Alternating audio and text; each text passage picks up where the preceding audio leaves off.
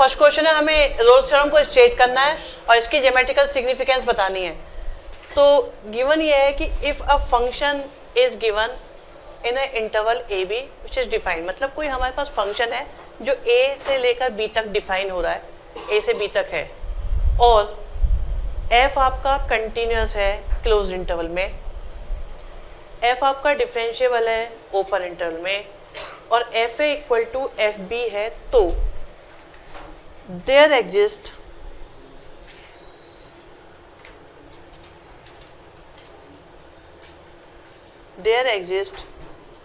at least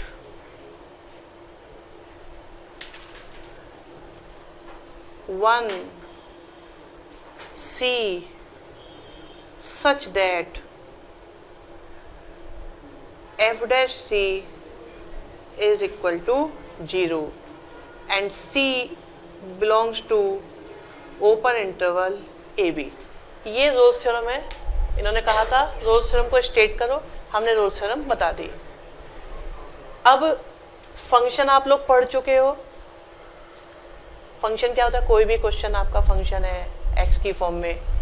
interval के बारे में भी हम जानते हैं, कंटिन्यूटी हमने पढ़ी है रिसेंटली, डिफरेंशिएबिलिटी भी हमने पढ़ी है, एफ ए एफ बी, ए पर जो वैल्यू है बी पर जो वैल्यू है, और कहते हैं एटलीस्ट कुछ हो, डिफरेंशिएशन करने पर 0 आ रहा हो, ये उसमें आ जाएगा।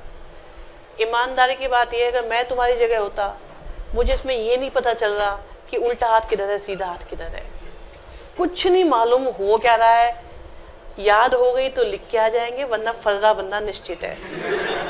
फर्रा बनाने की हिम्मत नहीं होती तो ज्योमेट्री बॉक्स के पीछे या 5 मिनट पहले जाके इससे उससे पूछ पाछ के काम इसका जरूर करना है, क्योंकि ये शायद कहीं पर मिस भी हो सकती है, तो इतना रिस्क लोगे नहीं। तो इसका मतलब समझो क्या है, ठीक है? उसके बाद तुम्हें याद करने की जरूरत नहीं पड़ेगी। अब जब यही दिक्कत मेरे सामने आई तो मैंने सोचा कि ये कहना क्या चाह रहा था, इसके मन में क्या थी, ये क्यों इतनी बड़ी बात बोल के गया, या बड़ी बात है या नहीं है। मेन बात ये, इसने बोली कहीं पर, पढ़ी जा रही है यहाँ पर, कुछ तो खास बात है बंदे में, कुछ तो कह के गया है। क्या कहना चाह रहा था, समस्या क्या थी, इसे जिंदगी से इतना परेशान क्यों था ये। देखो, हमारे पास कोई फंक्शन है और हर फंक्शन का होता है एक ग्राफ। वो ग्राफ कैसा भी हो सकता है, ठीक है, इंक्रीजिंग डिक्रीजिंग, दाएं बाएं टेढ़ा मेढ़ा, जैसा भी हो सकता है। वो ये कहते हैं कि एक फंक्शन है जो ए से लेकर बी तक बन रहा है, उसका ग्राफ ज्योमेट्रिकली भी तो समझाना है। तो हमने क्या सोचा, मान लीजिए कोई भी फंक्शन, उसका कोई ग्राफ है, कैसा भी बना दिया, पता नहीं किसका ग्राफ है, ग्राफ बना दिया हमने। और हमने बनाई एक्स एक्सिस, ठीक है, वाई एक्सिस बनाई, और ये बना ली हमने इसकी एक्स एक्सिस, ठीक है। यहां तक पूरी बनाई है, कोई कमी नहीं। X axis Y axis, Y axis का दूसरा नाम एफ एक्स ही होता है, ठीक है। वही कहते हैं कि इस ग्राफ को ए से लेकर बी तक सोचो, ठीक है। तो मैंने सोचा ये x की कोई वैल्यू है a, और ये x की कोई वैल्यू है b, ठीक है। x की वैल्यू a है, तो ये पॉइंट भी कोई कोऑर्डिनेट होगा। अगर कोऑर्डिनेट होगा तो यहाँ पर x भी होगा और y भी होगा, दोनों होंगे। तो मैंने सोचा भाई y का तो पता नहीं, एक काम करते हैं, x की वैल्यू तो पक्की पता ही है a है, और y की वैल्यू क्या है, जो a रखने पे आ रही है वो y की वैल्यू है, fa का मतलब y की वैल्यू जो a रखने पर आए, जो a रखने पे आई है वही fa हो गई। ऐसे तो यहाँ पर भी है, फिर यहाँ पर x की वैल्यू कितनी है b, और जो b रखने पे आई वो fb, दोनों आ गए। फिर से पढ़ना शुरू करा।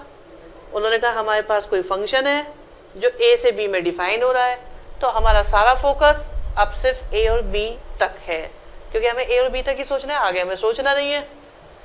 फिर कहने लगे अगर कंडीशन है, अगर फंक्शन कंटिन्यूअस है a से लेकर b तक, ए से लेकर बी तक। तो आप देखो क्या फंक्शन कंटिन्यूस आपको लग रहा है? लगातार है, कोई ब्रेक तो नहीं है, कंटिन्यूस है। अब देखो यहां से यहां तक की बात समझ में आ गई है।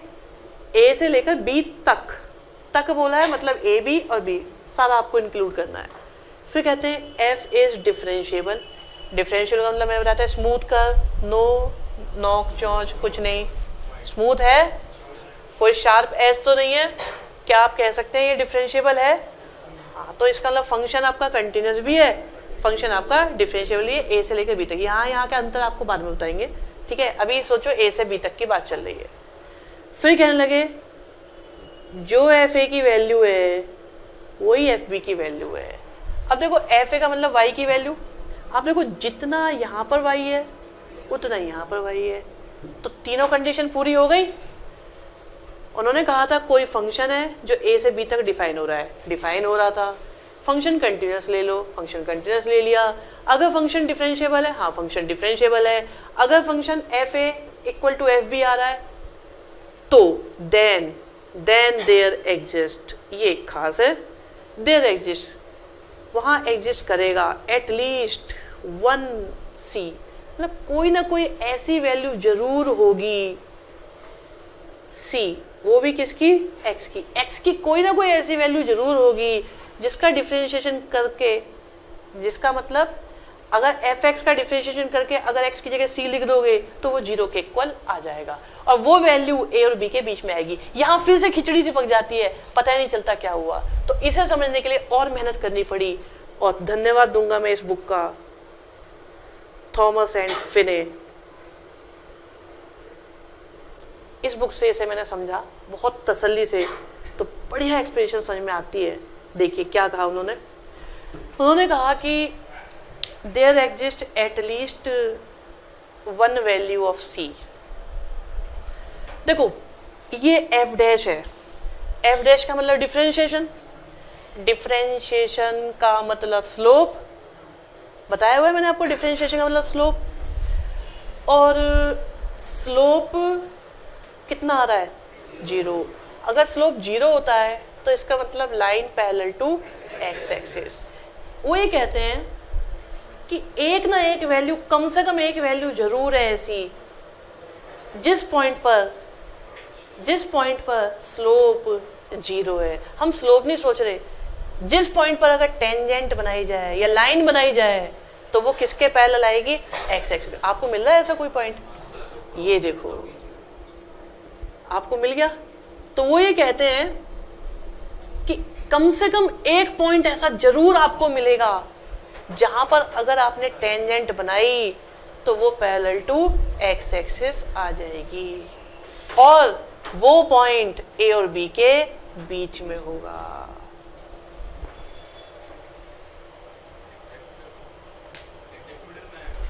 नहीं, बीच में होगा, इन बिटवीन होगा, एग्जैक्ट मिड में नहीं होगा। अगर ऐसा होता तो वो बोलते हैं कि मिड में होता। वैसे भी उन्होंने बोला है एटलीस्ट एक, ठीक है, ज्यादा भी हो सकते हैं, ज्यादा भी हो सकते हैं, ठीक है। तो अब एक बार फिर से स्टेटमेंट को वर्ड बाय वर्ड फॉलो करते हैं। वो कहते हैं if a function defined in given interval A to B, अगर ए से बी के इंटरवल में कोई फंक्शन डिफाइन हो रहा है मतलब है, एग्जिस्ट करता है, सच दैट कि अगर फंक्शन कंटिन्यूअस है ए से बी में, डिफरेंशिएबल है ए से बी में, ये पॉइंट बताना है अभी, और F A equal to F B, मतलब जितनी आप देखो ए से लेकर बी तक की बात करते हैं, ए से बी तक कंटिन्यूअस है, ए से बी तक डिफरेंशिएबल है, कोई शार्प एज नहीं है, और जितना ए रखने पर आ रहा है उतना ही बी रखने पर आ रहा है। अगर हाइट भी इक्वल है तो कोई ना कोई पॉइंट ऐसा जरूर होगा जहां पर अगर हम टेंजेंट बनाएं, लाइन बनाएं, तो वो पैरेलल टू एक्स एक्सिस है। ये मतलब है इसका, tangent parallel to x axis होगी और वो पॉइंट ए और बी के बीच में होगा। इस बात को हमने अपने अंदाज में समझा, शारदा स्टाइल में। हमने ये सोचा कि भाई ए से लेकर बी तक उसे जाना है, एक तो वो कंटिन्यूअस है, अब या तो वो बदल बदल के वहां तक पहुंचेगा या वो सीधा पहुंच जाएगा। दो ही रास्ते हो सकते हैं, या ऐसे भी जा सकता है, भाई बदल बदल के जाएगा तो ऊपर होता गया फिर नीचे आया, या ऐसा भी हो सकता था नीचे था फिर ऊपर पहुंचा, या ऐसा हो सकता है सीधे पहुंच जाए, और तो कोई रास्ता है नहीं। अगर सीधा पहुंचा तो हर पॉइंट पे ही टेंजेंट किसके पैरेलल आ रही है, एक्स एक्सिस के, उसमें तो कोई डाउट ही नहीं बचा। अगर ये पहले बढ़ा तो फिर से घटना पड़ेगा, क्योंकि इसे उतनी ऊंचाई पर पहुंचना है।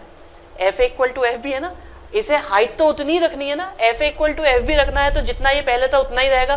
तो अगर इसने बढ़ना शुरू कर दिया तो थोड़ी देर बाद इसे घटना पड़ेगा, और जहां से ये टर्न लेगा वहीं पर टेंजेंट क्या हो जाएगी, पैरेलल टू एक्स एक्सिस हो जाएगी। या अगर मान लो ये घट रहा होता, फिर से याद आता अरे मुझे तो उतनी हाइट पे पहुंचना है, फिर कहता अरे मैं अब बढ़ना शुरू करता हूँ, तो थोड़ा ऊपर को होना शुरू हो जाता। जब ऊपर को होना शुरू हो जाता तो जहां से टर्न लेता वहीं पर टेंजेंट क्या हो जाती, पैरेलल टू एक्स एक्सिस। अच्छा, ये कार्यक्रम सारा का सारा होता ए और बी के बीच में। अगर ए और बी के बीच में होता तो वो पॉइंट भी कहाँ आता, ए और बी के बीच में। अगर वो ए और बी के बीच में आता तो यही तो वो कह रहे थे रूल्स। बात इतनी बड़ी नहीं थी जितनी बड़ी बना दी गई, ठीक है। लेकिन बच्चों की समस्या ये, अगर समझना चाहें यहाँ क्लोज इंटरवल क्यों, यहाँ ओपन इंटरवल क्यों, ये है अच्छा, ये रोज थ्योरम से भी अच्छी बात है इसकी, उसे समझें। देखिए कंटिन्यूटी जब हम चेक करते हैं किसी भी फंक्शन की, अब हमारा फंक्शन ए से लेकर बी तक है। कंटिन्यूटी में हम लोग अगर ए पर कंटिन्यूटी चेक करना चाहते हैं तो ए माइनस पर चेक करेंगे, ए पर चेक करेंगे, ए प्लस पर चेक करेंगे, तीनों पर चेक करेंगे, इक्वल आ गया तो फंक्शन कंटिन्यूअस है। एंड पॉइंट्स पर क्लोज इंटरवल जो होते हैं उसमें ए और बी एंड पॉइंट है, starting point, initial point and last point, ठीक है। एंड पॉइंट्स पर आपको तीन कंटिन्यूटी चेक करने की जरूरत नहीं होती। क्यों? ए माइनस चेक कैसे करोगे जब एग्जिस्ट ही नहीं करता। उन्होंने हमें परमिशन कहां से कहां तक दी है, ए से बी तक, तो ए पर चेक करोगे, ए प्लस पर चेक करोगे। जब आप इसकी कंटिन्यूटी चेक करोगे ना ए की, तो ए पर करोगे, ए प्लस पर करोगे, और यहां वाली करने की बात आई बी पर करोगे, बी तो बी माइनस पे करोगे। इसका मतलब अगर ये दोनों इक्वल आए तो फंक्शन कंटिन्यूअस है। तो कंटिन्यूटी में हमेशा तीन की जरूरत नहीं होती, एंड पॉइंट पे सिर्फ दो पे चेक करी जाती है। लेफ्ट वाली तो क्योंकि एग्जिस्ट करती नहीं है, या ये कहो एग्जिस्ट करती है या नहीं करती है, हमें परमिशन नहीं है। हमें सोचना ही अपने आप को सिर्फ ए से लेकर बी तक है, ए के इधर नहीं जा सकते, बी के उधर नहीं जा सकते।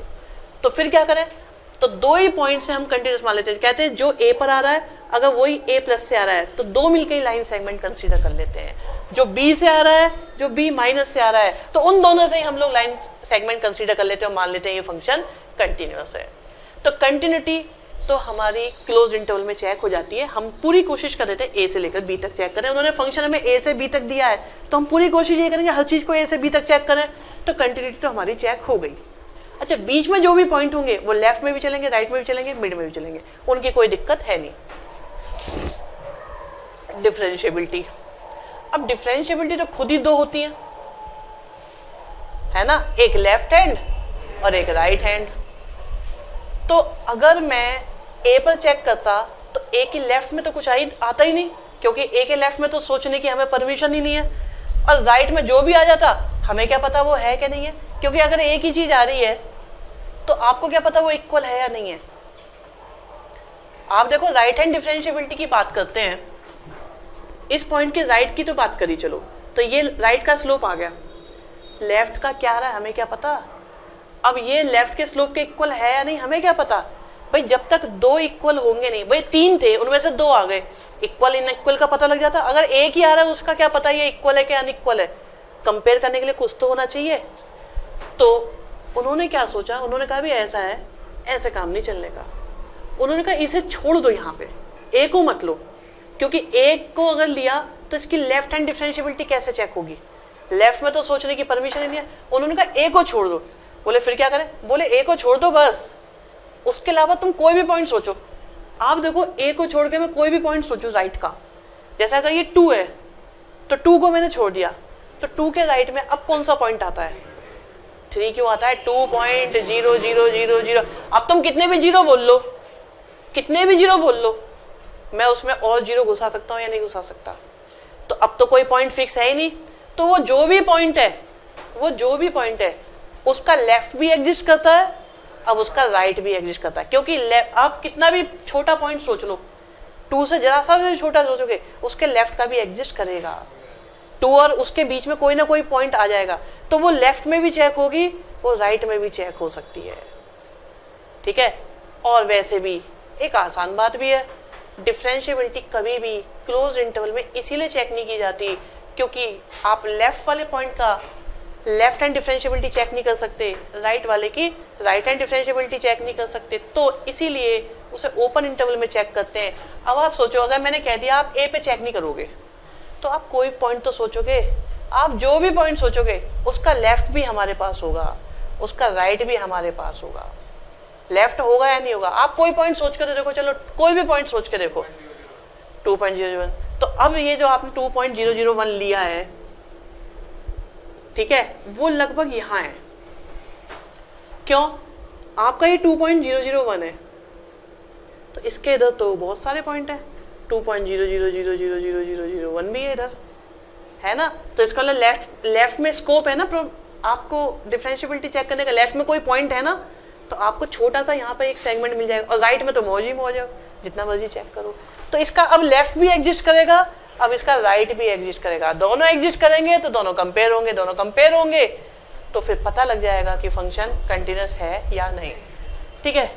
ये बात समझ में आ गई।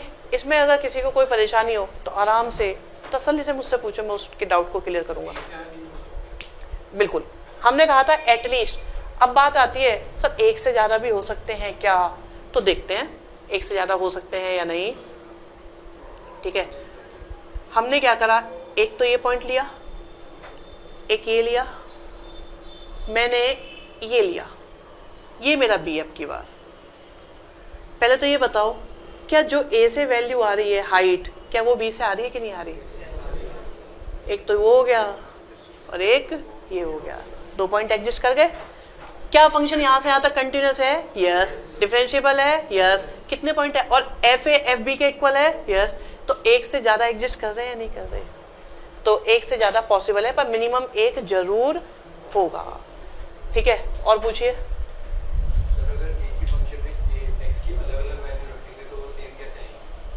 बहुत आसान सी बात है, ये कहते हैं कि सर एक ही फंक्शन में x की 2 अलग वैल्यू रखें, तो मैंने एक बार -2 रखा और एक बार मैंने 2 रखा, ये वैल्यू दोनों अलग अलग हैं, लेकिन इनसे आने वाला आंसर या y दोनों का सेम है। और मैं आपको बताता हूँ, आपको लगेगा ये तो बहुत आसान सा एग्जांपल ले लिया। मैंने एक फंक्शन sin x लिया, देखिए मैं हर तरह के फंक्शन लेके दिखाऊंगा। एक बार मैंने π/6 लिखा, एक बार मैंने 5π/6 लिखा, और आप देखो दोनों से ही आंसर 1/2 आ जाएगा। इसका मतलब 2x की डिफरेंट वैल्यू के लिए सेम आंसर हो सकता है। तीसरा एग्जांपल मैं क्वाड्रेटिक के लिए लेके दिखाता हूँ। हमारे पास है x² - 3x + 2। आप देखो, आप इसमें x की जगह 1 लिख के देखो, ये तब भी 0 आ रहा है, और x की जगह 2 लिख के देखो, ये तब भी 0 आ रहा है। तो इसका मतलब किसी भी फंक्शन में x की डिफरेंट वैल्यूज के लिए सेम आंसर पॉसिबल है।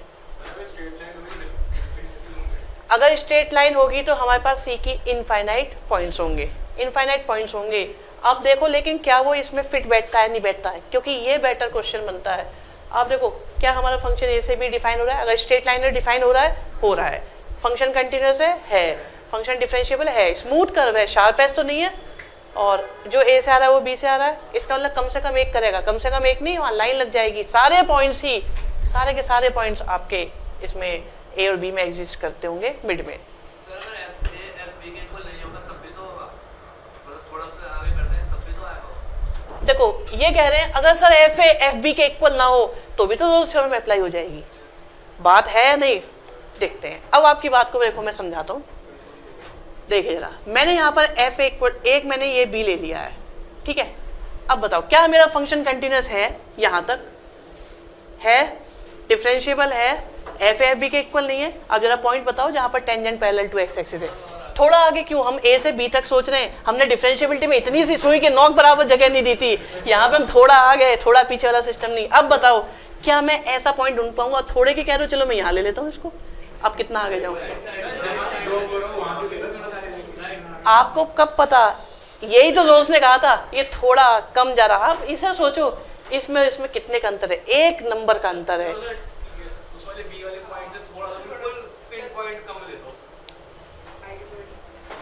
सुनो, ये तुम इसलिए कह पा रहे हो क्योंकि हमने ऐसा फंक्शन बना रखा है इस वक्त, ठीक है।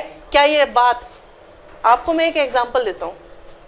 अगर आपको ये पता हो, आप सभी फीवर में पैरासीटामोल, केरोसिन मेडिसिन खा लेते हैं, ठीक है, और आपसे अगर डॉक्टर ये कहे कि भाई ऐसा है, देखो 100 में से 99 बार तो ये काम करती है, पर एक बार आदमी मर जाता है इससे, ठीक है, कितनी केरोसिन या पैरासीटामोल बिकेंगी फिर? आप बताएं। आप 99 बार बिल्कुल सही काम करेंगे, अरे बुखार बिल्कुल उतार देगी, एक बार आदमी उतर जाएगा। तो आप ये बताओ, क्या आप उसे एक्सेप्ट करेंगे? नहीं। 99 बार वर्क कर रही है, चलो मैं तो 100 की छोड़ो, 1000 की बात करता हूं, है हिम्मत? परमिशन मिलेगी? जब उसमें एक पेनी मिल रही 1000 में, यहां हम दुनिया के सारे फंक्शंस की बात कर रहे हैं। बात वो मानी जाएगी जो यूनिवर्सल ट्रूथ होगी मैथमेटिक्स में। There are no exceptional case like copper and cobalt in chemistry, ठीक है। यहाँ पर कुली जब वर्क डन 0 करता है ना फिजिक्स में तुम्हारा, हमारे यहाँ ऐसा नहीं होता। हमारे यहाँ एक्यूरेसी का लेवल ये है, ये एक्यूरेसी का लेवल। डिफरेंशिएबिलिटी लाने के लिए एक पॉइंट को हटा दिया, जिससे कि लेफ्ट हैंड डिफरेंशिएबिलिटी एग्जिस्ट करे, राइट हैंड एग्जिस्ट करे, एक नंबर हटाना पड़ गया, और वो भी अप्रोचिंग टू 0 था। तुम तो कह रहे थे थोड़ा सा इधर कर लो, वहां तो एक पॉइंट की बात थी। कह सकते थे भाई सर इधर का देख लो, उधर का भी ऐसा ही होगा। ऐसा लगता है तुम्हें, ऐसा नहीं होता। हमें बात वही है केरोसिन वाली, हमें बात जो सोचनी है वो सबके लिए सोचनी है, ठीक है। उसके लिए जो बात आप कह रहे हैं, इसमें एक अमेंडमेंट हुआ या कहो एक चेंज हुआ जो लैग्रांज ने करा, और उसने यही कहा कि अगर कंटिन्यूअस है डिफरेंशिएबल और ये कंडीशन नहीं है तब भी एक पॉइंट एग्जिस्ट करेगा। वो कहानी अलग हो जाएगी, लेकिन वो किसके इक्वल होगी वो आपकी नेक्स्ट वर्कशीट में आपको बताया जाएगा। ऐसा होगा, जरूर होगा, और कैसे होगा ये हम आपको बताएंगे, ठीक है। और किसी को कुछ पूछना है? ऐसा देखिए, ऐसा होता है, हम लोग जो सोचते हैं उसमें हम लोगों ने एक सिस्टम बनाया जिसमें ये एज्यूम कर लिया कि x हम सबके लिए इंडिपेंडेंट वेरिएबल है, y हम सबके लिए डिपेंडेंट वेरिएबल है। तो अगर आप देखो x और y एक्सिस कुछ नहीं होते, आप इसे घुमा लो तो एक x है एक y है। तो बेसिकली हम लोग फंक्शन fx के लिए सोच रहे हैं। अगर आप पूरे क्वेश्चन को fy में सोचना शुरू करते हैं, x की जगह y लिख देते तो बात वही बन जाएगी। लेकिन हम लोग सिर्फ x एक्सिस, देखो इनवर्स फंक्शन भी आया था तो हमने उसे साइन इनवर्स y नहीं लिखा था, साइन इनवर्स x करके लिखा था। तो एक सिस्टम बना रखा है जिससे आपको सबको सोचने में आसानी हो। हम x एक्सिस के अकॉर्डिंग सोचें, हम नंबर लाइन को सोचें। 6th क्लास में नंबर लाइन सिखाई जाती है, फिर आता है आपका ग्राफ वाई एक्सिस। तो इसका मतलब बेस में जो है वो इंडिपेंडेंट वेरिएबल है, और उसके बाद में आता है आपका डिपेंडेंट वेरिएबल। तो इसलिए हम fx के लिए ही सोचते हैं, और इंटरवल में जो वैल्यू लिखी होती है ये x की वैल्यूज होती हैं, x equal to a, x equal to a, y की वैल्यू नहीं होती, ठीक है। और कोई बात? सेकेंड क्वेश्चन ये पूछते हैं, when does Rolle's theorem fails? Roles theorem कब फेल हो जाएगी? देखिए हमारे पास फंक्शन है, a से b तक डिफाइन भी हो रहा है। हम ये जानते हैं कि रोल्स थ्योरम को अप्लाई करने से पहले हमें इन 3 कंडीशंस को चेक करना होता है। सबसे पहले हम ये चेक करते हैं whether f is continuous in closed interval और नॉट। तो आप देखो, अगर कोई ऐसा फंक्शन है कि वो कंटिन्यूअस ही नहीं है तो रोल्स थ्योरम अप्लाई नहीं हो सकती, फेल हो जाएगी। तो हम ये कहेंगे व्हेन f इज डिसकंटिन्यूअस। अगर a से लेकर b तक कहीं पर भी वो डिसकंटिन्यूअस हो गया है तो फिर हम रोल्स थ्योरम उसमें अप्लाई नहीं कर सकते। दूसरा, मान लो वो कंटिन्यूअस तो था बट डिफरेंशिएबल ही नहीं था, तो भी हम ये कह देंगे कि फिर आपकी रोल्स थ्योरम फेल हो जाएगी। मान लो वो कंटिन्यूअस भी है, डिफरेंशिएबल भी है, पर f इक्वल टू एफ भी नहीं है, तो भी हम कह देंगे कि हमारी रोल्स थ्योरम फेल हो जाएगी। इन 3 में से कोई भी एक कंडीशन हो गई, देखो ये हो रही है तो इसे चेक करो, फिर ये हो जाए फिर इसे चेक करो, ऑर्डर में ही चेक करना, कभी इसे चेक कर लो सोचो कि ऊपर के तो दोनों हो गए, 1 बाय 1 चलना है। कंटिन्यूअस है फिर डिफरेंशिएबिलिटी चेक कर लो, अगर कोई चीज डिफरेंशिएबल है तो ऑटोमेटिकली हम ये कह सकते हैं कि फिर तो वो कंटिन्यूअस होगी। डिफरेंशिएबल अगर आप डायरेक्ट चेक कर पा रहे हो तो आप ये कह सकते हो कि वो आपका कंटिन्यूअस है। एफ इक्वल टू एफ भी रख के देख लो, बाकी जो होगा क्वेश्चन पे हम बता देंगे आपको। तो पता चल गया रोल्स थ्योरम कब फेल होगी। थर्ड क्वेश्चन में एक फंक्शन गिवन है हमारे पास X square minus 4x plus 3, कहते इन इंटरवल 1 to 3, 1 से लेकर 3 तक, find the points, locate the points where tangent is parallel to x axis. देखिए कोई भी लाइन एक्स एक्सिस के पैरेलल होना मतलब उसका स्लोप 0 होना, ठीक है। स्लोप 0 होना मतलब dy बाई डी का 0 होना। तो हमने क्या करा, इसे y माना और हमने इसका कर दिया डिफरेंशिएशन। तो dy by D X is equal to आ गया 2x minus 4 for parallel to x axis. हम ये बात कह सकते हैं कि कोई भी लाइन एक्स एक्सिस के पैरेलल होगी if dy by D X बोलो या f डैश x बोलो कितना होना चाहिए, 0। तो 0 लिखा, 0 किसके इक्वल आया, 2x माइनस 4 के। तो x इक्वल टू कितना आया, 2 आया। क्या ये पॉइंट 1 और 3 में लाई करता है? तो आप लिखो ये तो आपका 1 से लेकर 3 तक के बीच में है। तो x equal to 2 is the point where tangent is parallel to x axis. Fourth question का first part, F x equal to X square minus 3x minus 18 दिया हुआ है और कहते हैं वेरीफाई करो रोल्स थ्योरम। जब ये बोलेंगे वेरीफाई करो तो कंफर्म है कि रोल्स थ्योरम एप्लीकेबल है। इसका मतलब ये कंटिन्यूअस है, ये डिफरेंशिएबल है। F A equal to F B.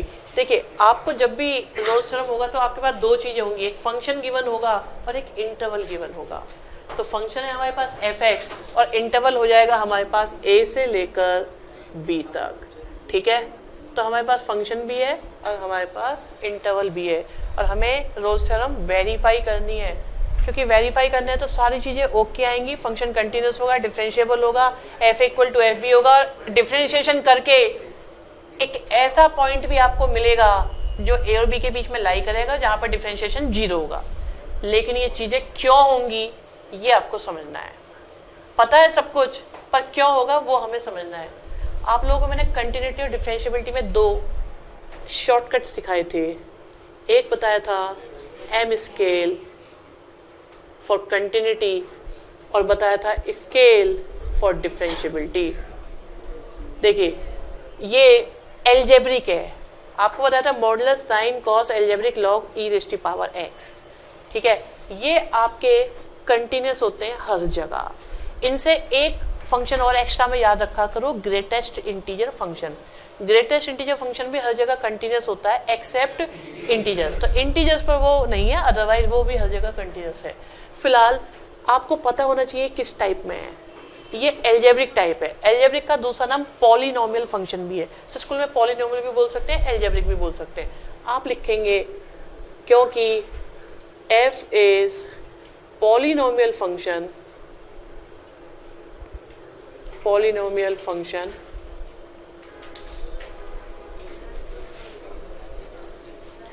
therefore first part f is continuous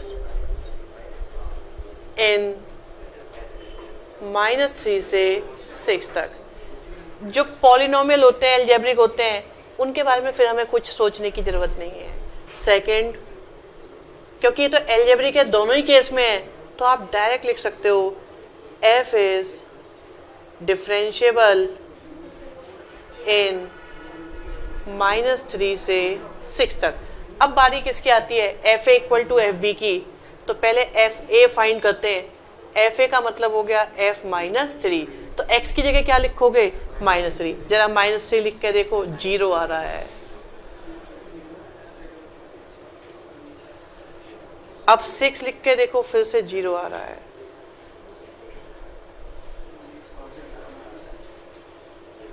तो आया आपके पास जो -3 से आ रहा है वही आपके पास 6 से आ रहा है। तो इफ की तीनों कंडीशंस फुलफिल हुई, कंटिन्यूअस भी आया, डिफरेंशिएबल भी आया, एफ इक्वल टू ए भी आया। अब there exist at least one point C such that F dash C is equal to 0। तो एफ डैश चाहिए मतलब डिफरेंशिएशन चाहिए। तो हमने क्या करा, इसका डिफरेंशिएशन करा। तो डिफरेंशिएशन करने पर एफ डैश एक्स किसके इक्वल आया, 2x -3 के। हमने एफ डैश सी बोला था तो सी में ही ले आओ, कभी कोई टीचर बुरा मान जाए, ठीक है। अब इसे 0 रख दिया एफ डैश सी को। तो 2c माइनस 3, तो c की वैल्यू कितनी आ गई 3/2। आप देखो ये जो 3/2 वैल्यू है क्या ये -3 और 6 के बीच में है? इससे ये भी पता चला ऐसा सिर्फ एक पॉइंट है, जितने आएंगे वो पता लग जाएंगे। तो आपको कितने पॉइंट्स मिले, ये है। और ये किसको बिलोंग करता है, ओपन इंटरवल -3 से 6 को। Therefore hence Rolle's theorem verified. यही तो प्रूफ करना था हमें, हेंस रोल्स थ्योरम वेरीफाइड।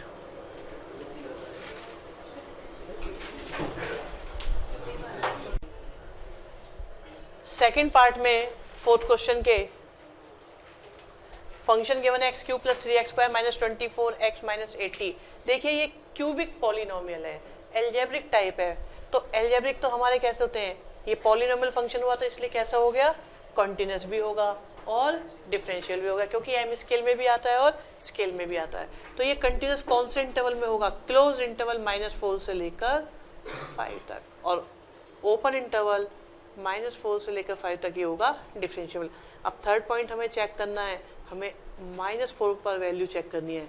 तो -4 का क्यूब करेंगे, फिर 3 के साथ -4 का स्क्वायर करेंगे, 24 के साथ -4 करेंगे और माइनस का 80 करेंगे।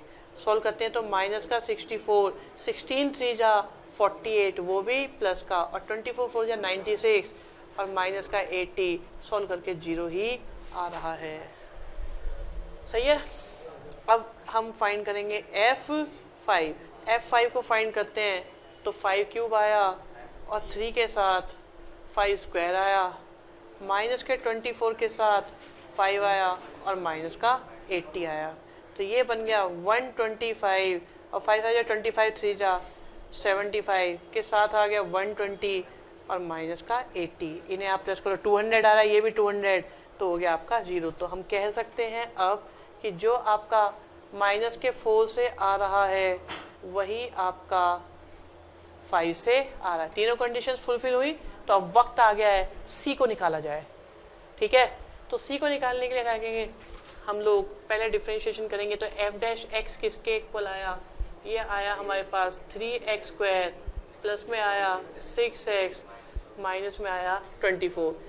x को हटाते हैं, पर्टिकुलर पॉइंट लेते हैं। अच्छा, x को हटा के C क्यों लिखते हैं, x तो इंडिपेंडेंट वेरिएबल है, मतलब बदलेगी वैल्यू, बट C का मतलब कांस्टेंट है, इसका मतलब हमारी कुछ फिक्स वैल्यूज आएंगी। तो हमें कांस्टेंट वैल्यूज चाहिए, ना कि वेरिएबल वैल्यू, इसलिए हम C यूज करते हैं। तो ये बन गया हमारे पास 3c² प्लस में आया 6c माइनस का 24। तो आपको इसे रखना पड़ेगा 0, इसके फैक्टर करें, 3 से डिवाइड कर दिया तो c² plus 2c minus 8 is equal to 0। तो यहाँ से इसके फैक्टर करें तो c प्लस 4 के साथ c minus 2 equal to 0। c की वैल्यू 2 आ रही है और -4 आ रही है। आप देखो -4 को तो हम यूज ही नहीं कर सकते, क्योंकि हमें वैल्यू क्या चाहिए होती है, ओपन इंटरवल में चाहिए, तो एंड पॉइंट्स को यूज करने की परमिशन नहीं है। तो आप ये कह सकते हैं therefore c equal to 2 is such that belongs to -4 to 5 is the value, therefore Rolle's theorem verified।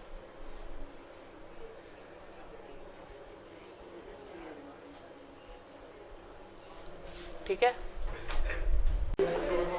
Third part में हमारे पास फंक्शन है f(x) equal to x into x minus 1 का स्क्वायर, और इंटरवल गिवन है 0 से 1, और हमें रोल्स थ्योरम को वेरीफाई करना है। आप देखो अगर मैं इसे ओपन करूंगा तो x² आएगा इंटू x आएगा, तो x की पावर कितनी बनी, x की पावर 3 है। तो इसका मतलब ये क्यूबिक पॉलिनोमियल है। क्यूबिक है, चाहे क्वाड्रेटिक है, चाहे लीनियर है, चाहे बाई क्वाड्रेटिक है तो ये आपका पॉलिनोमियल फंक्शन, क्योंकि पॉलिनोमियल है इसका मतलब एल्जेब्रिक है, एल्जेब्रिक है इसका मतलब ये m स्केल में भी है और स्केल में भी है। और हम आराम से कह सकते हैं कि f is continuous in interval close 0 to 1 and differentiable in 0 to 1। अब बारी आती है f0 को चेक करने की। अगर मैं x की जगह 0 लिखूंगा तो ये तो 0 आ जाएगा, और अगर मैं x की जगह 1 लिखूंगा तो 1 - 1 से भी 0 आ जाएगा। तो आप कह सकते हो जो f0 से आया वही f1 से आया। अब वक्त आ गया c की वैल्यू निकालने के लिए। therefore हमने क्या करा, d/dx करा fx का, जिससे आपको मिला एफ डैश एक्स। इसका डिफरेंशिएशन करते हैं तो x के साथ x माइनस 1 का स्क्वायर, फर्स्ट लिखा, सेकंड का डिफरेंशिएशन, फिर सेकंड लिखा और फर्स्ट का डिफरेंशिएशन। तो ये आया 2 के साथ x माइनस 1 और x माइनस 1 का स्क्वायर। x माइनस 1 कॉमन आया तो बचा 2x के साथ x माइनस 1। तो आपके पास फैक्टर हुए x माइनस 1 और 3x माइनस 1। ये किसकी वैल्यू आई? f डैश x की। हम निकालते हैं f डैश c की, तो ये बन गया c माइनस 1, 3c माइनस 1। फिर इसे 0 पुट किया तो c माइनस 1 और तो c की वैल्यू 1 आई और 1/3। आप देखो 1 तो हम यूज कर नहीं सकते, therefore c equal to 1/3 belongs to 0 to 1। एक लाइन और जरा ऐड कर रहा हूं, is the point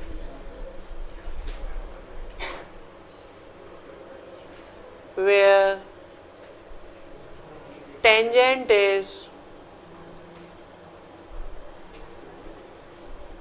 parallel to x axis। आजकल रोल्स थ्योरम डायरेक्ट नहीं आती, वो कहते हैं using Rolle's theorem find the point where tangent is parallel to x axis। समझ जाओ कि आपको c की वैल्यू डायरेक्ट पूछी गई है। फोर्थ पार्ट में फंक्शन दिया हुआ है f x is equal to sine square x और इंटरवल दिया हुआ है 0 to पाई। देखिए एम स्केल के अकॉर्डिंग सेकंड होता है साइन, और कैसा फंक्शन है ये? Sine function. तो सोचने की जरूरत नहीं है, ये आपका कंटिन्यूस और डिफरेंशिएबल है। ठीक है, आप लिख कर आएंगे because F is sine function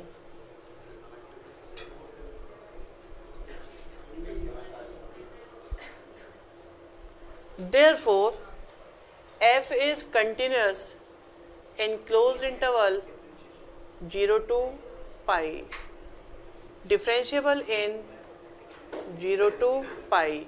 और साइन 0 की वैल्यू क्या होती है? 0 ही होती है, इसलिए आया 0। साइन पाई की वैल्यू क्या होती है? 0 होती है। तो हम ये कह सकते हैं जो f 0 से आ रहा है वही f पाई से आ रहा है।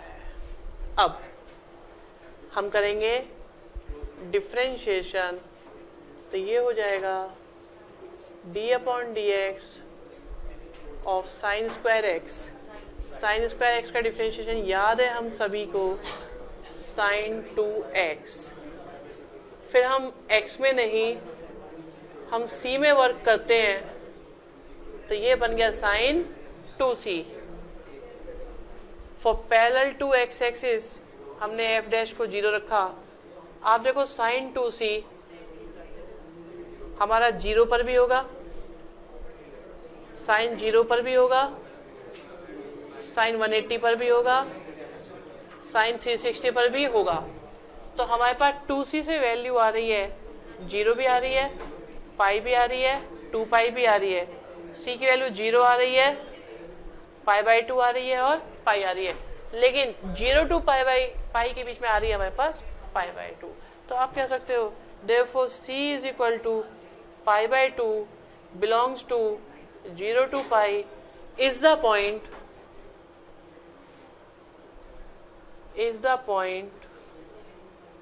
where tangent is parallel to x axis।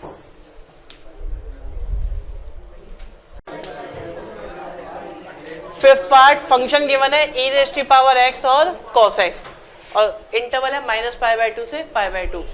आप देखिए e⁻x m स्केल के अकॉर्डिंग e टाइप हो गया एक्सपोनेंशियल, और cos भी हमारा कैसा होता है? कंटिन्यूस एंड डिफरेंशिएबल, दोनों m स्केल में आते हैं। तो क्योंकि दोनों कंटिन्यूस है तो कंटिन्यूस और डिफरेंशिएबल। अगर एक भी गड़बड़ कर रहा होता तो प्रॉब्लम हो जाती। तो आप ये कह सकते हैं कि ये फंक्शन आपका ये फंक्शन पूरा आपका कैसा है, कंटिन्यूस भी है और डिफरेंशिएबल भी है।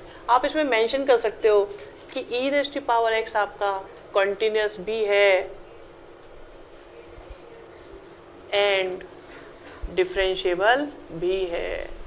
इसी तरीके से cos x के बारे में भी आप कह सकते हो कि ये फंक्शन भी आपका कंटिन्यूस भी है एंड डिफरेंशिएबल भी है। देयरफॉर हम ये बात कह सकते हैं अच्छे से कि f हमारा कंटिन्यूस है इन क्लोज इंटरवल माइनस का π/2 से π/2 और डिफरेंशिएबल है इन ओपन इंटरवल माइनस के π/2 से π/2।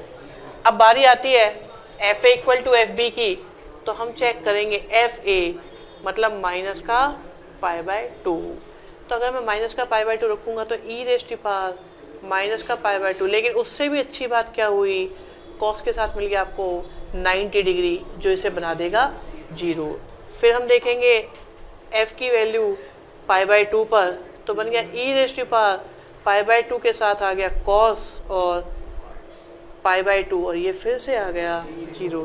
तो आप कह सकते हो जो माइनस π/2 से आया वही आपका π/2 से आया 0।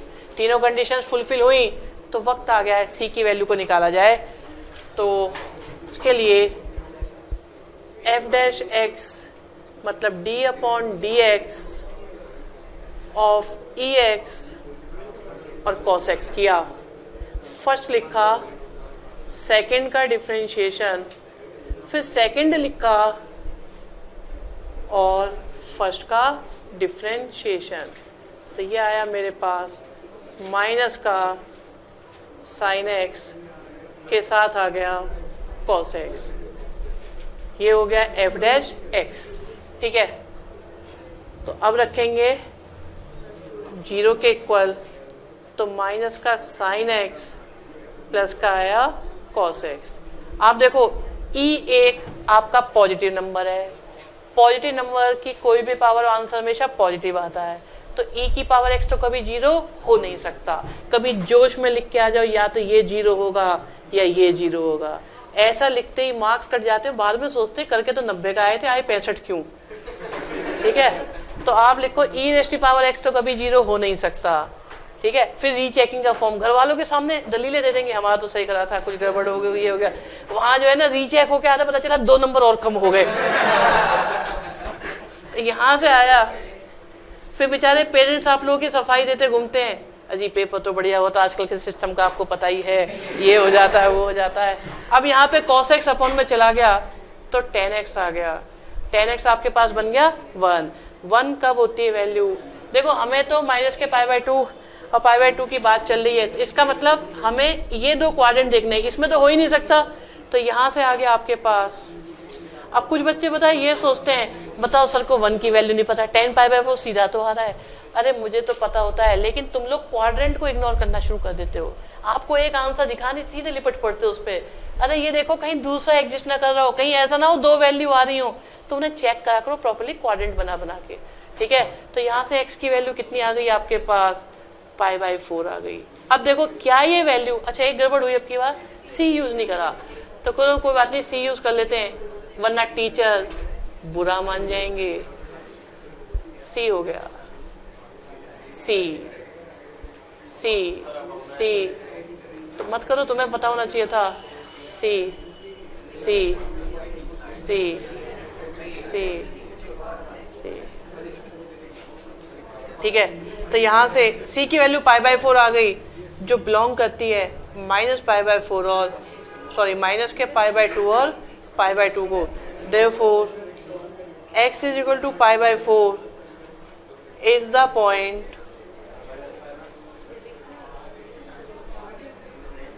where tangent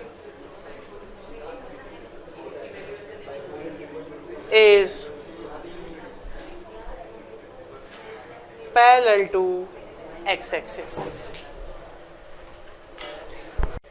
क्वेश्चन नंबर 4 का 6 पार्ट, एक फंक्शन दिया हुआ है, साथ में एक इंटरवल दिया हुआ है और हमें रोल्स थ्योरम को वेरीफाई करना है, ठीक है।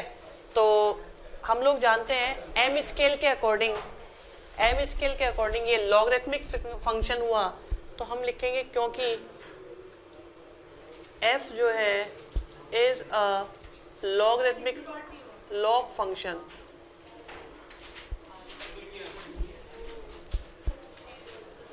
ये एक लॉग फंक्शन है, इसलिए नंबर 1 f आपका कैसा होगा, कॉन्टिन्यूअस होगा, क्लोज इंटरवल -1 से 1 में। सेकेंड, f आपका डिफरेंशिएबल होगा ओपन इंटरवल -1 से 1 में। थर्ड, अब आपको f A equal to F b चाहिए तो ए की वैल्यू कितनी है -1 और बी की वैल्यू कितनी है 1। तो सबसे पहले हम f ऑफ -1 की वैल्यू निकालते हैं तो बन जाएगा -1 का स्क्वायर बनेगा 1 + 2 माइनस का log 3 इक्वल टू आ गया 0। फिर f1 को निकालेंगे तो फिर से बन जाएगा log 1 + 2 माइनस का log 3 is equal to 0।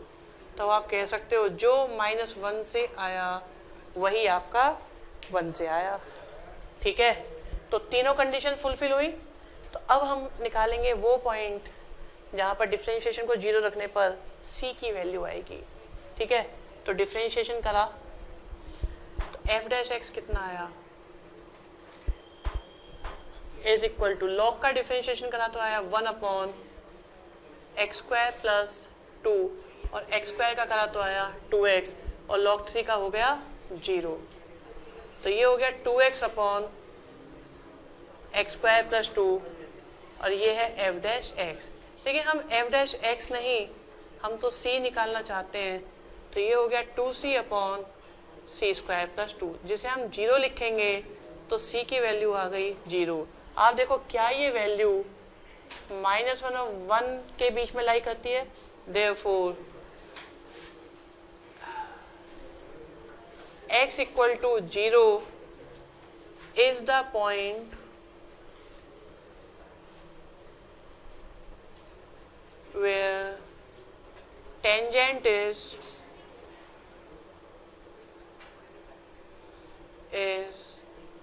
parallel to x-axis, hence Rolle's theorem verified। ठीक है, fourth question 7th part f(x) = √4 - x²। Question तो खैर आराम से हो ही जाएगा आपका।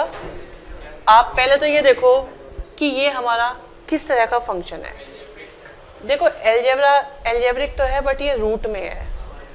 ठीक है ना, तो काम तो तुम्हारा खैर हो जाएगा इसमें कि आप ये बोल दो कि एल्जेब्रिक है क्योंकि वेरीफाई करना है। लेकिन इसके बारे में हम कुछ एडिशनल इन्फॉर्मेशन शेयर करेंगे क्वेश्चन करने के बाद। ठीक है, आप ये बोलो क्योंकि f इज एल्जेब्रिक फंक्शन,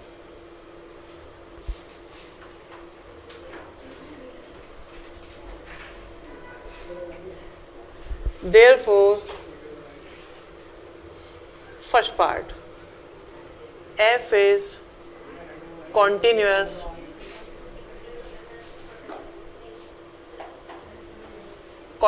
है, इंटरवल दिया हुआ है -2 से 2,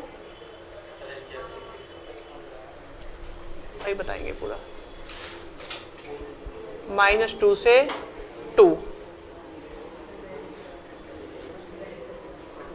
सेकेंड, f is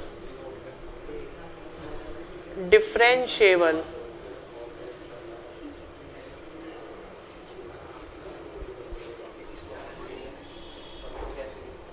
in -2 से 2। थर्ड, जो आएगा -2 से क्या आएगा 4 -2 का स्क्वायर आया 0, वही आएगा 2 से, तो बन जाएगा 4 माइनस 2 का square again 0। Therefore f minus 2 is equal to f2। ठीक है, अब डिफरेंशिएशन, तो f डैश एक्स निकाला। f डैश एक्स का मतलब हो गया differentiation of root 4 minus x square. Root x का क्या होता है 1/2 रूट एक्स, और डिफरेंशिएशन किसका, बॉक्स का, 2 से कैंसिल 2। पर हमें f डैश एक्स नहीं, हमें तो f डैश सी चाहिए, तो माइनस सी अपॉन अंडर रूट 4 माइनस सी स्क्वायर, जिसे 0 लिखेंगे तो c की वैल्यू आ गई 0, जो बिलोंग करती है -2 से 2 को। तो आप कह सकते हैं therefore x equal to 0 is the point where tangent is parallel to x axis. अब क्वेश्चन हो गया और रोल्स थ्योरम वेरीफाई हो गई। अब बताते हैं इसके बारे में कुछ एडिशनल इंफॉर्मेशन। देखिए f(x) का मतलब y होता है, तो ये हमारे पास y equal to under root 4 minus x square है। स्क्वायरिंग बोथ साइड करेंगे तो y स्क्वायर इक्वल टू आ गया 4 माइनस एक्स स्क्वायर, तो ये बन गया x square plus y square is equal to 4। अगर आपको याद हो 11th क्लास में सर्कल चैप्टर जो आपने कॉनिक सेक्शन में फर्स्ट एक्सरसाइज पढ़ी, तो ये सर्कल की इक्वेशन है। बट अगर ये सर्कल की इक्वेशन है जिसकी रेडियस 2 है,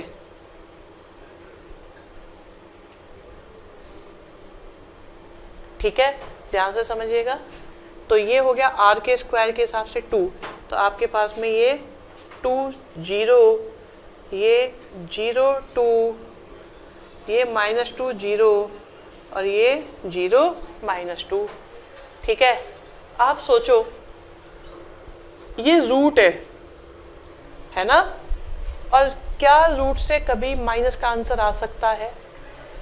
तो y की वैल्यू कभी माइनस तो हो ही नहीं सकती, जबकि सर्कल में इस पॉइंट पे यहां से यहां तक के जितने भी पॉइंट्स हैं उन सभी पर y की वैल्यू कैसी है, नेगेटिव है। इसका मतलब ये सर्कल की इक्वेशन नहीं है, ये सर्कल की नहीं है, ये सेमी सर्कल की इक्वेशन है।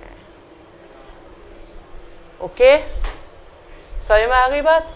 क्योंकि y सिर्फ 0 या पॉजिटिव हो सकता है, तो इसका मतलब सर्कल बन रहा है बट बनेगा सिर्फ आधा, क्योंकि y ने रेस्ट्रिक्ट कर दिया हमें x एक्सिस के बिलो जाने से। अब आप इसे देख के जरा रोल्स थ्योरम को चेक करते हैं। क्या देखो ये कंटिन्यूस है या नहीं -2 से 2 तक, क्या ये डिफरेंशिएबल है या नहीं, और क्या जो -2 से आंसर आ रहा है वही 2 से आ रहा है नहीं आ रहा, 0 सही है। तीसरी बात, डिफरेंशिएशन करने पे ऐसा पॉइंट आ रहा है जहां पर टेंजेंट बनाया तो किसके पैरेलल, x एक्सिस, कौन है वो पॉइंट, 0। तो ये ज्योमेट्रिकली हमने रोल्स थ्योरम को वेरीफाई करा। आ गया समझ में इस क्वेश्चन का क्या मतलब था? फोर्थ क्वेश्चन का लास्ट पार्ट हमारे पास फंक्शन है sin x plus cos x, और हमें 0 से π/2 के बीच में इसे रोल्स थ्योरम को वेरीफाई कराना है। आप देखो ये आपका कैसा फंक्शन है, sine function, always continuous and differentiable. Cos function है ये आपका कोसाइन फंक्शन, तो ये आपका कॉन्टिन्यूअस भी है, दोनों ही कॉन्टिन्यूअस भी हैं प्लस डिफरेंशिएबल भी हैं। तो अब आप लिखेंगे सबसे पहले f is continuous in 0 to π/2। Second, f is differentiable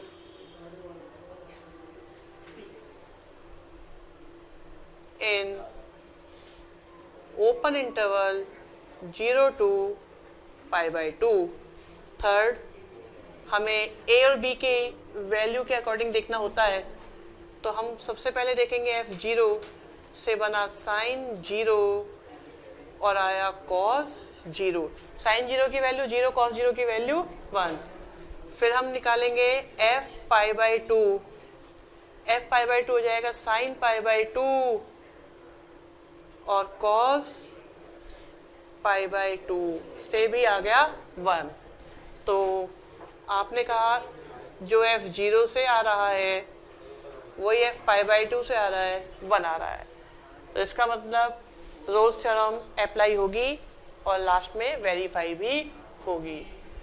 तो हमने डिफरेंशिएशन करा, आया F dash x, sine x का क्या आया कॉस एक्स, कॉस एक्स का क्या आया माइनस साइन एक्स। लेकिन हम एक्स में नहीं, हम तो क्वेश्चन को सी में सोचते हैं और एफ डैश सी को क्या रख देते हैं 0। तो कॉस सी इक्वल टू कितना आया साइन सी, तो यहाँ से आ गया कॉट सी इक्वल टू 1 और सी की वैल्यू आ गई पाई बाई 4। आप देखो ये जो पाई बाई 4 वैल्यू आई है, क्या ये 0 टू पाई बाई 2 में बिलोंग करती है? ये हो गया 0 टू पाई बाई 2 में बिलोंग करती है। Therefore x equal to pi by 4 is the point where tangent is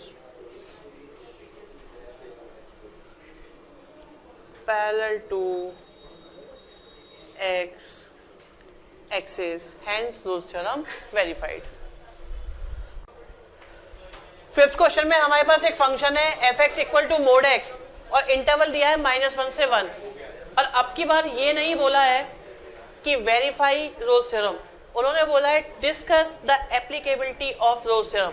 अगर ऐसा बोला जाए तो आपके दिमाग में घंटी सी बजनी चाहिए कि जरूर दाल में कुछ काला है, इसका मतलब कहीं ना कहीं गड़बड़ होने के चांसेस ज्यादा है। जब भी ये लिखा आता है ना discuss check whether it can be apply, तो जब वही डाउटफुल है तो समझ लो कि डाउट है। अब डाउटफुल कहाँ हो सकते हैं? 3 केस हो सकते हैं भाई, या तो कंटिन्यूअस ना हो, या डिफरेंशिएबल ना हो, या f equal to F b ना हो। फिर हमें ध्यान आता है ये कैसा फंक्शन है, ये मॉडुलस है। और मॉडुलस फंक्शन कैसा होता है? कंटिन्यूअस होता है और डिफरेंशिएबल नहीं होता जहां इसकी वैल्यू 0 होती है। तो ये x इक्वल टू 0 पर डिफरेंशिएबल नहीं होगा। आप देखो क्या 0 -1 और 1 के बीच में, तो इसे स्टेटमेंट को सजा सजा के लिखते हैं। सबसे पहले लिखेंगे because f is modulus function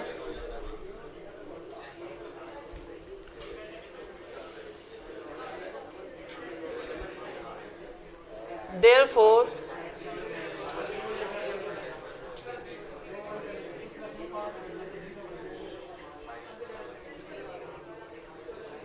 ये कंटिन्यूअस है -1 से 1 तक। और बहुत अच्छा इंप्रेशन अगर आप देना चाहते हो तो आप लोगों को करना ये चाहिए, इस फंक्शन का ग्राफ बना देना चाहिए। मोड का ग्राफ क्या होता है?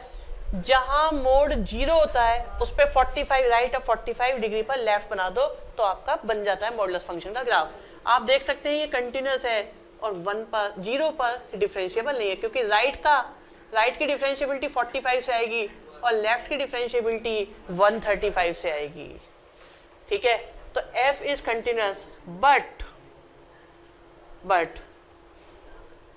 Left hand differentiability at x equal to 0 is not equal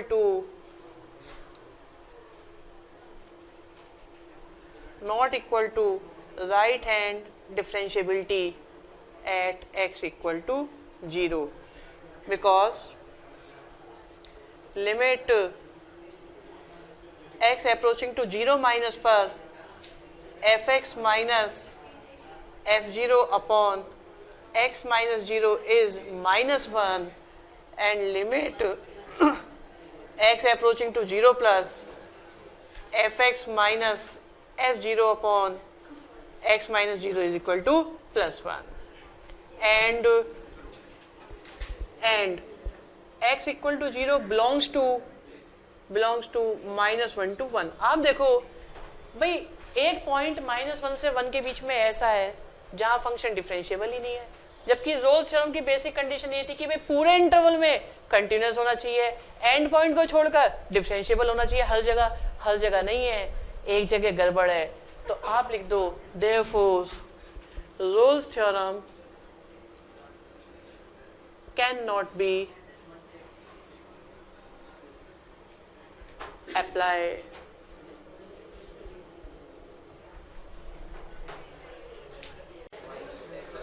question number 6 में फंक्शन गिवन है X cube plus B X square plus A X plus 5 और इंटरवल दिया है 1 से 3। इन्होंने कहा रोल्स थ्योरम अप्लाई होती है, जरा लैंग्वेज को देखते हैं। इन्होंने कहा है कि रोल्स थ्योरम होल्ड करती है इस फंक्शन के लिए। अगर रोल्स थ्योरम इस फंक्शन के लिए होल्ड करती है, इसका मतलब यह है कि रोल्स थ्योरम की सारी कंडीशंस इस फंक्शन पर अप्लाई होती हैं। रोल्स थ्योरम की कंडीशंस क्या क्या है?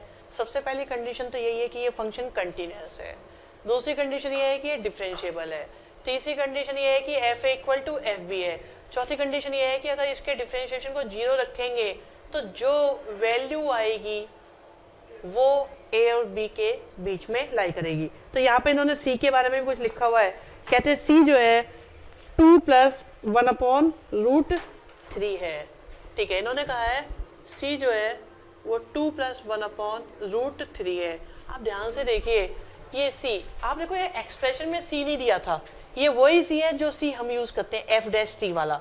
इसका मतलब सी वो पॉइंट है जहां tangent parallel to x axis है, क्योंकि प्रोवाइडेड है कि रोल्स थ्योरम होल्ड करती है। तो रोल्स थ्योरम के अकॉर्डिंग यही होता है f' से जो सी आता है वो आता है जहां पर tangent parallel to x axis होती है। इसका मतलब इस पॉइंट पर f' क्या आने वाला है? 0। तो देखो कंटिन्यूटी का तो कोई खास यूज मुझे नजर इसमें आ नहीं रहा और डिफरेंशिएबिलिटी का भी नहीं आ रहा, लेकिन जो थर्ड कंडीशन होती है आप उसके अकॉर्डिंग देखो, आप मेंशन करोगे क्योंकि रोल्स थ्योरम होल्ड करती है।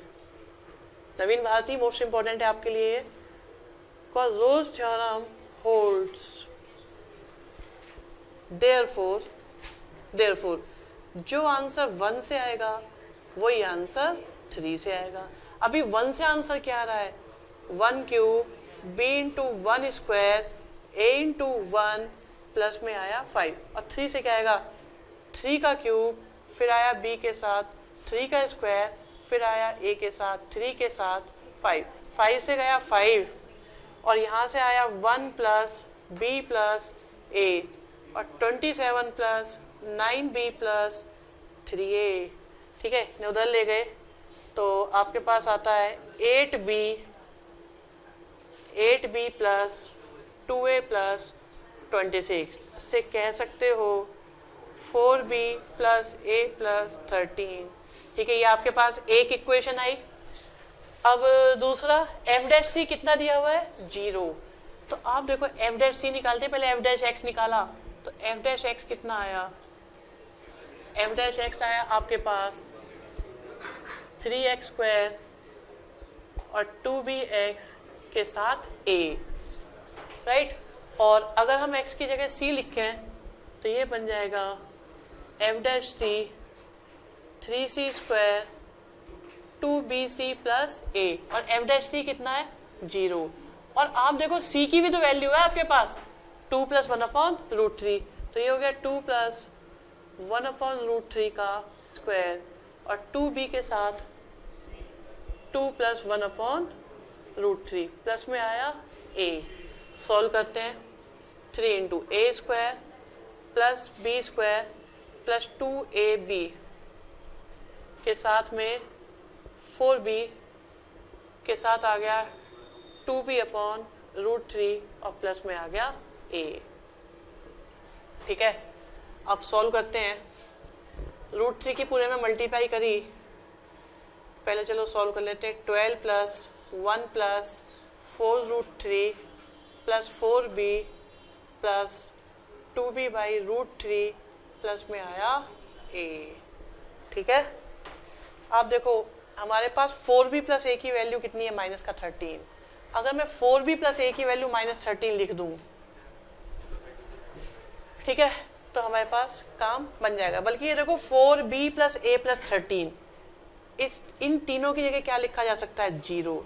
तो बचा हमारे पास 4√3 के साथ 2b/√3 इक्वल टू 0 और 2b/√3 is equal to minus का 4√3, 2 से कैंसिल और ये उधर पहुंच गया तो b की वैल्यू आ गई माइनस का 6। अभी b की वैल्यू यहाँ पुट कर दो तो आएगा आपके पास माइनस का 24 plus a plus 13 equal to 0 और a की वैल्यू आ गई 11, b की वैल्यू माइनस 6। क्वेश्चन नंबर 7 में एक फंक्शन दिया हुआ है x के साथ x माइनस 4 और हमारे पास इंटरवल है 0 से 4। कहते हैं using Rolle's theorem find the point where tangent is parallel to x axis. इन्होंने बोला यूजिंग रोल्स थ्योरम, इसका मतलब रोल्स थ्योरम यूज की जा सकती है। अगर यूज की जा सकती है इसका मतलब फंक्शन कंटीन्यूअस है, फंक्शन डिफरेंशिएबल है, एफ ए एफ बी के इक्वल है और tangent parallel to x axis हम निकाल लेंगे। बट अगर नहीं भी है तो हम लोगों को भी पता होना चाहिए ये x² माइनस 4x है, तो ये कैसा फंक्शन हो गया? क्वाड्रेटिक। क्वाड्रेटिक का मतलब हो गया एल्जेब्रिक, एल्जेब्रिक का मतलब पॉलिनोमियल। तो आप लिखो f इज पॉलिनोमियल फंक्शन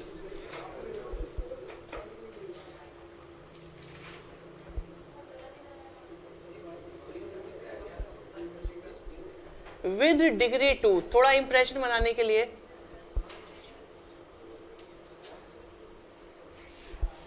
ठीक है ना, लगता है ना कि मैं हाँ ये भी पता है पॉलिनोमियल है, कैसा पॉलिनोमियल है सब मालूम है। Therefore first part f is continuous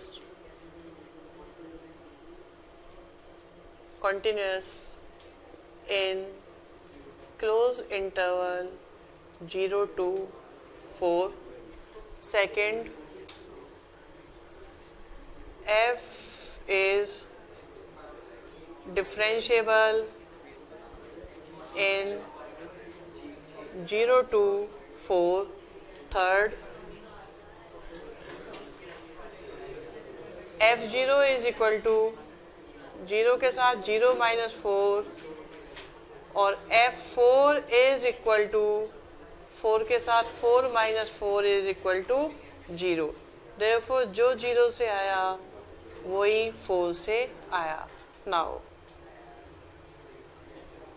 f dash x is equal to x² minus 4x है ये, तो इसका अगर डिफरेंशिएशन करेंगे तो आया 2x minus 4। So f dash c is equal to 2c minus 4। So 0 रखा, 2c minus 4, c is equal to 2। Therefore x equal to 2 is the point where tangent is parallel to x axis। Question number 8 थोड़ा different है। हमारे पास एक function है जो piece wise function है, critical point 1 है और इंटरवल है -2 से 8/5। ये कहते हैं discuss the applicability of Rolle's theorem. तो इसका मतलब जरूर दाल में कुछ काला है। अब वो जो काला है वो ढूंढना है आपको। वो काला कंटिन्यूटी में भी हो सकता है, वो काला डिफरेंशिएबिलिटी में भी हो सकता है, वो काला एफ ए एफ बी में भी हो सकता है। तो पहले तो एक बात सोचो, देखो सबसे पहले हम 1 बाई 1 ही चलेंगे तो कंटिन्यूटी पर अप्रोच करेंगे। आप जरा 1 को इसमें रख के देखो क्या आ रहा है, -4। यहाँ रख के देखो कितना आ रहा है, यहाँ से 1 रखा, 1 माइनस 4 कितना आया, -3 और 5 माइनस 8 कितना आया। इसका मतलब फंक्शन कंटिन्यूअस तो है। ठीक है, शॉर्टकट देखा ये याद रखना है आपको। तो आपने 1 दोनों में रख के देखा, दोनों से -3 आ रहा है, इसका मतलब फंक्शन कंटिन्यूअस है। तो कंटिन्यूटी चेक मत करो, जो आने ही वाली है उसका क्या चेक करना। डिफरेंशिएबिलिटी में देखो, आप ऊपर का डिफरेंशिएशन करो कितना आएगा 2x, नीचे का करो 5। अब अगर मैं यहाँ पे 1 लिखता हूँ तो कितना आ रहा है 2, तो यहाँ से डिफरेंशिएबिलिटी 2 आ रही है और राइट हैंड डिफरेंशिएबिलिटी इसकी 5। बस आपको पता चल गया। अब तो सबूत इकट्ठे करने हैं और इन्हें हमें केस को जीतना है। तो स्टार्ट करते हैं। x equal to 1 belongs to -2 and 8/5। ठीक है, therefore left hand differentiability at x equal to 1 limit x approaching to 1 minus पर function fx minus f1 upon x minus 1, ठीक है। और आंसर भी आपको पता होना चाहिए, यहाँ से 2 आने वाला है, यहाँ से 5 आने वाला है, ठीक है। तो f1 की वैल्यू चाहिए, f1 की वैल्यू कहाँ से आएगी, यहाँ से आएगी। तो f1 की वैल्यू कितनी आ गई, 1 स्क्वायर माइनस 4 से आ गया -3। fx की वैल्यू क्या मानी जाएगी, 1 माइनस पर x स्क्वायर माइनस 4 और माइनस का 3 अपॉन में आया x माइनस 1। तो limit x approaching to 1 minus, ठीक है।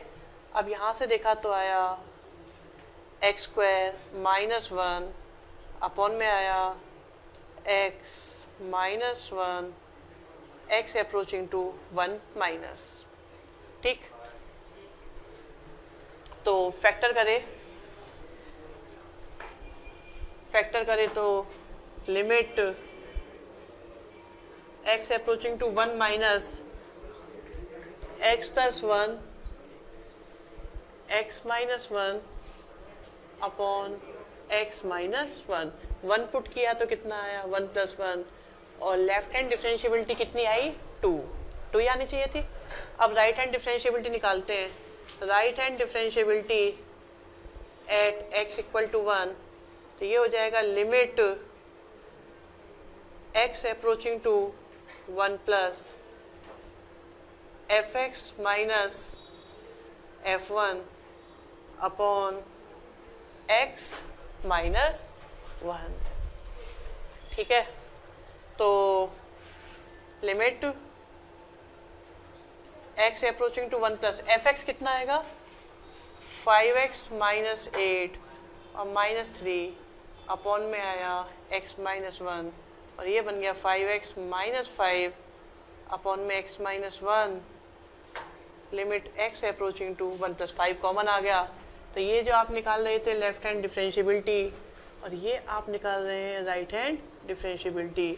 तो limit x approaching to 1 plus 5 common के बाद x माइनस 1 और आगे आपके पास 5।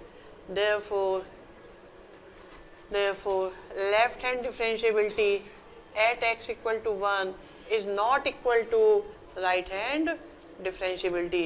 Therefore, Rolle's theorem cannot be applied.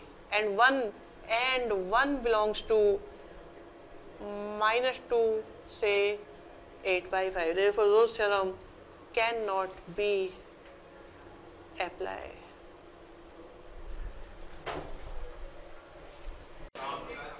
Nine question function दिया हुआ है 10x और इंटरवल है 0 से पाई। कहते हैं discuss the applicability of Rolle's theorem. फिर से डिस्कस वर्ड आया तो पता चल गया जरूर दाल में कुछ काला है। तो वो काला ढूंढना है आपको, कहाँ है, कंटिन्यूटी में, डिफरेंशिएबिलिटी में, या f A equal to F b में। देखो 10 0 10 पाई दोनों से 0 वैल्यू आएगी तो लास्ट वाला तो बनेगा नहीं। तो या तो कंटिन्यूटी में प्रॉब्लम है या डिफरेंशिएबिलिटी में। पीस वाइज फंक्शन है नहीं जो हम डायरेक्ट सोच पाए कि भाई कंटिन्यूटी, जैसे लास्ट क्वेश्चन में हम लोग चेक कर पा रहे थे वैल्यू पुट करके। अब आप सोचो कोई ऐसी जगह तो नहीं जहाँ ये नॉट डिफाइन हो जाता हो 90 डिग्री, और वो 90 डिग्री बीच में है या नहीं है, तो नॉट डिफाइन हो जाएगा, इसके लिए फंक्शन वहां पर कंटिन्यूअस नहीं है। समझ में आ गई बात। तो आप लिखो at x equal to pi by to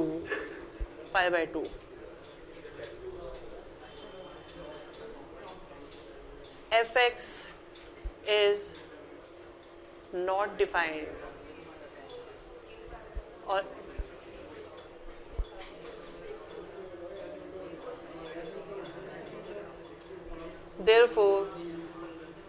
therefore function is not continuous at x equal to pi by 2 which belongs to given interval. Therefore Rolle's theorem can not B apply.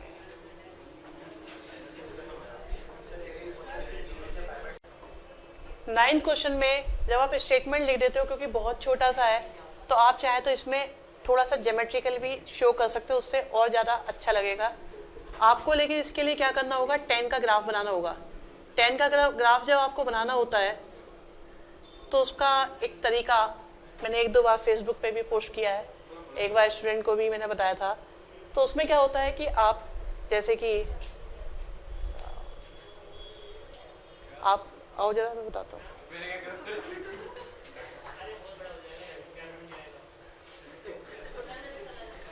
खड़े हो, सीधे खड़े हो, सीधे खड़े हो, इस हाथ को ऊपर करो और इस हाथ को नीचे करो। ये दिख रहा है, ये होता है 10x का ग्राफ। सर आप यूं करके ऐसे कर लो, इसे करो, इसे थोड़ा सा करो, लाओ अपने अंदर।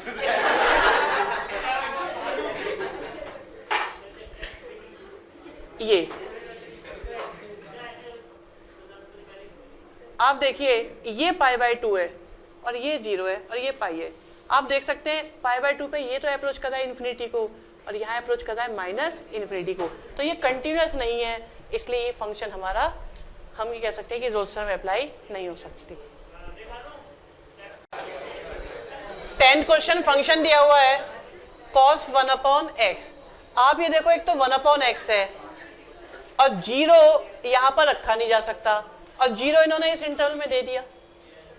इसका मतलब ये फंक्शन 0 पर डिफाइन ही नहीं होने का, ठीक है, ऑसिलेट करेगा। तो 0 माइनस और 0 प्लस पर इसकी कंटिन्यूटी नहीं आ पाएगी, क्योंकि हम उसे कैलकुलेट ही नहीं कर पाएंगे। ये तो कंफर्म होगा कि इसकी वैल्यू -1 और 1 के बीच में ही होगी। देखो, कॉस से कभी भी आंसर -1 से छोटा नहीं आ सकता, 1 से बड़ा नहीं हो सकता। बट ये फंक्शन 0 पर कंटिन्यूअस है या नहीं, डिफरेंशिएबल है या नहीं, इस पर थोड़ा सा डिस्कशन लेते हैं। देखिए, ये ग्राफ अगर हम इसका सोचेंगे तो इसका एक अप्रोक्सीमेट ग्राफ मैं आपको देना चाहूंगा, अप्रोक्सीमेट, ठीक है।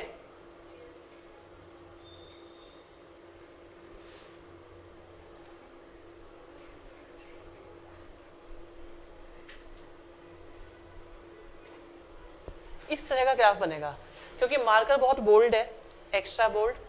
तो यहां पर क्या हो रहा है कि ये इनफाइनाइट टाइम्स ऊपर नीचे हो रहा है, ऑसिलेट हो रहा है। ऐसा मैंने आपको एक क्वेश्चन कराया था, x sin 1/x, कि जब मैंने आपको कंटिन्यूटी 0 पर चेक करवाई थी।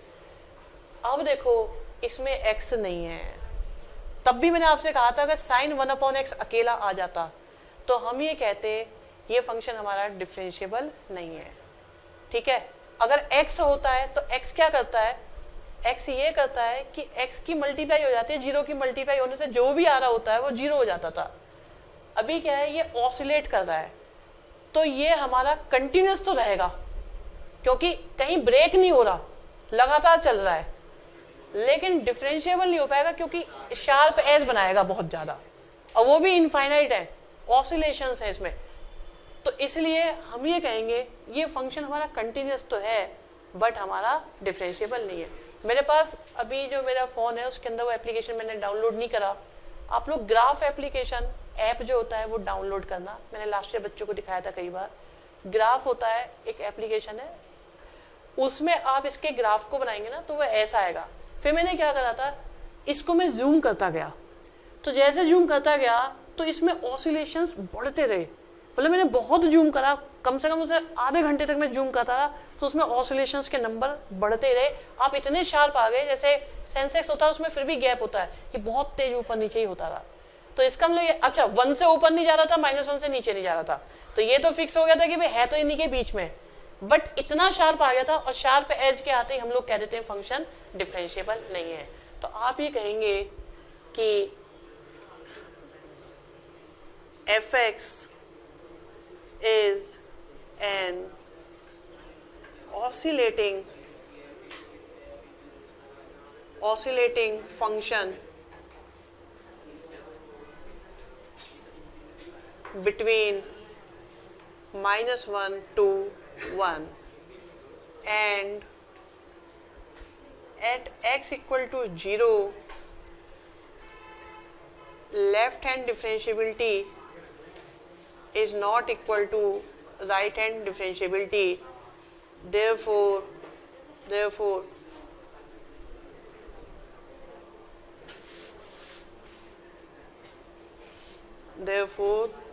Rolle's theorem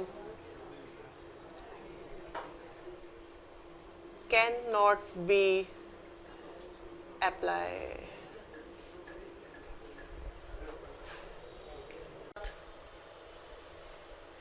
पूछो, तुम आ जा दो, कोई भी बात पूछ सकते हो, मैं सबका जवाब दूंगा। कुछ भी पूछो, कोई क्वेश्चन, किसी क्वेश्चन को मैं डिग्रेड तो नहीं करता ना, आप कुछ भी पूछो, मैं बताऊंगा आपको। सर वो कॉन्टिन्यूटी अगर वो तीसरा पॉइंट था तो पता ही नहीं चल पा रहा सर उसके, तो वो कैसे मान लेते हैं कि कॉन्टिन्यूस? देखो ऐसा होता है,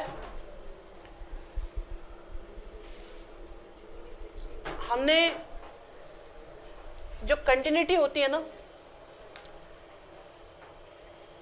हम कोई भी चीज हमेशा सिर्फ डोमेन में चेक करते हैं। डोमेन का मतलब जितने में कोई चीज एग्जिस्ट करती है, हमें सिर्फ वहां तक चेक करना है, ठीक है। अब इस ग्राफ में आगे क्या हो रहा है हमें मतलब नहीं, पहले क्या हुआ हमें मतलब नहीं, हमें कहां से कहां तक सोचना था, ए से लेकर बी तक सोचना था, सिर्फ ए से लेकर बी तक, ठीक है। तो अब इसमें तीन चीज होती थी, आप कहते हो लेफ्ट, पॉइंट और राइट। लेफ्ट एग्जिस्ट ही नहीं करता तो हमें सोचना नहीं है। और मैं एक सीक्रेट बताता हूं जो उदित ने पूछा है, इसलिए कहता हूं आप पूछोगे तो अच्छी बातें निकल के आएंगी।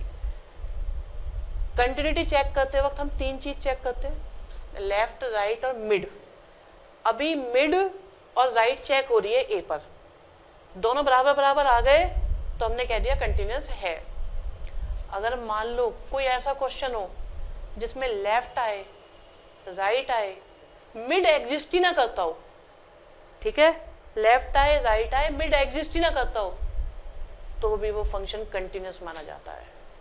बट अगर लेफ्ट और राइट इक्वल आ जाए, अब तुम कहोगे सर वो तो ब्रेक हो गया उसमें, लेकिन उन्होंने क्या कहा अभी अभी कि अगर वो एग्जिस्ट ही ना करता हो, डोमेन में ना हो, जो चीज डोमेन में है नहीं वो हमें चेक करनी नहीं।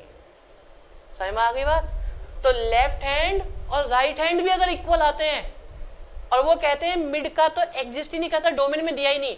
मैं आपको एक एग्जांपल देता हूं इसका। एक फंक्शन है,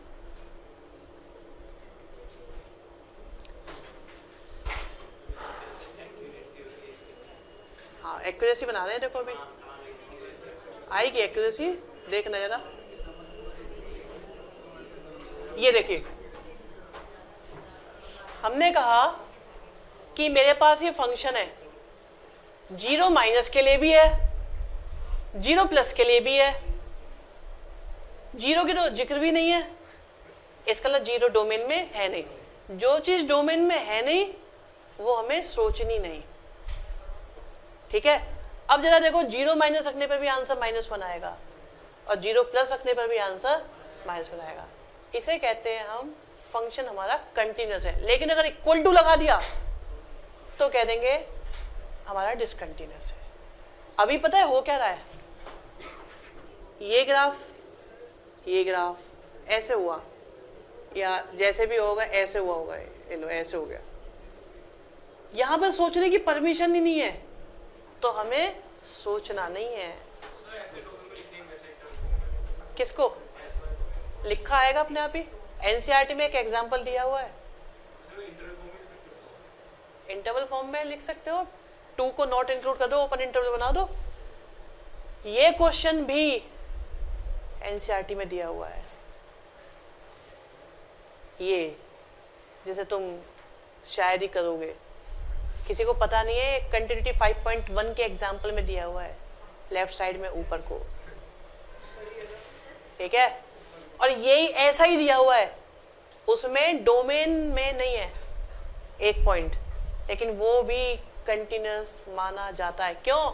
हमें सोचना ही तब है जब वो हमें सोचने के लिए। भाई आप एक बार बताओ, आप इस क्वेश्चन को x-1 के लिए क्यों सोच रहे हो? आप इसकी कंटिन्यूटी 0 पे क्यों सोच रहे हो? क्योंकि 0 पे बोला है उन्होंने। आप x माइनस 1 ही क्यों सोच रहे हो? यहाँ साइन x क्यों नहीं सोच रहे? कि उन्होंने बोला x माइनस 1 सोचो, तो जो बोलेंगे वही तो सोचोगे। जब बोल ही नहीं रहे 0 के लिए तो क्यों सोचोगे? बेसिक सी बात है। आप यहाँ पे x का स्क्वायर क्यों नहीं सोच रहे? जब बोला ही नहीं। यहाँ पे -1 क्यों सोच रहे हो? बोला है। तो 0 क्यों नहीं सोच रहे? बोला ही नहीं। 0 प्लस क्यों सोच रहे हो? बोला है। 0 माइनस क्यों सोच रहे हो? बोला है। जो बोला है वही तो सोचोगे। तो जो डोमेन में वही तो सोचोगे। अगर वो डोमेन में है नहीं तो हम सोचेंगे नहीं। और डिफरेंशिएबिलिटी में इसीलिए उन्होंने बोला डिफरेंशिएबल है, तो उन्होंने कहा भाई सोचने का माहौल बनाओ। डिफरेंशिएबिलिटी एग्जिस्ट तो कराओ, तो लेफ्ट की बनाओ राइट की बनाओ, इसलिए ऐसा सोचा उन्होंने। देखिए अगर हल्का सा ब्रेक हो गया, वो ब्रेक, अगर वो ब्रेक डोमेन में नहीं था, अगर वो ये बोल देते, देखो वैसे तो उन्होंने क्या बोला था, ए से लेकर बी तक, यहाँ स्कोप नहीं छोड़ा उन्होंने, कंटिन्यूस इंटरवल दिया है लगातार।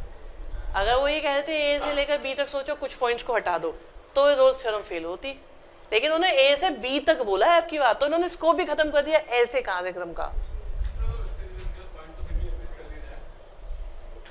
पॉइंट तो एग्जिस्ट कर रहा है कि फेल कैसे हो गई? फेल कैसे हो जाएगी? देखो आप ये देखो ना, कंटिन्यूस है, डिफरेंशिएबल है और एफ ए एफ बी है, और कहां तक के लिए बोला हुआ है? हमने पहली लाइन क्या बोली? हमारा फंक्शन अब की बार ए से बी तक है बोला है, गिवन है। अब की बार ऐसा स्कोप नहीं है कि एक पॉइंट एग्जिस्ट ही नहीं करता। उन्होंने पहले ही बोल दिया ए से लेकर बी तक है, तो फिर हम अब ब्रेक कैसे करें जब ए से बी तक आ गया? तो अगर कोई फंक्शन ब्रेक हो रहा है तो फिर आप उसे ये तो नहीं कह पाओगे कि वो फंक्शन कंटिन्यूअस है ए से लेकर बी तक, क्योंकि उन्होंने बोला है डिफाइन, वो ए से लेकर बी तक डिफाइन हो रहा है। वहां तो मैंने क्या बोला, 0 पर डिफाइन ही नहीं हो रहा, इसलिए लिमिट एग्जिस्ट कर गई। मैंने वहां बोला है वो 0 पर डिफाइन नहीं हो रहा, और यहाँ मैं क्या कह रहा हूँ, फंक्शन ए से लेकर बी तक डिफाइन हो रहा है, पूरा डिफाइन हो रहा है। खत्म हो गई मेरी वो वाली बात।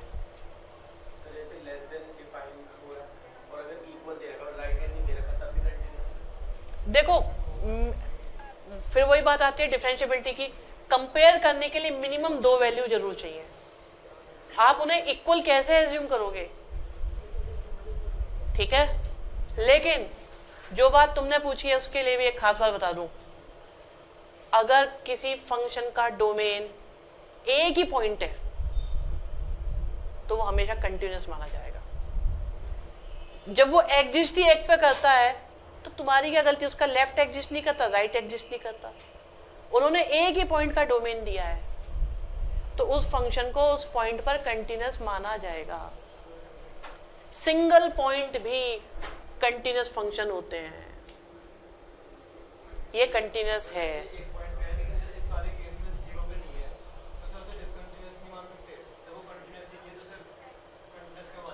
नहीं, सुनो, ऐसा हुआ वहां देखो 0 पर सोचना नहीं है, तो सर उसे छोड़ दो, हम बता ही नहीं सकते उसके बारे में। नहीं बता सकते हैं, उसे बोलते हैं रिमूवेबल डिसकंटिन्यूटी, तो वो रिमूव की जा सकती है।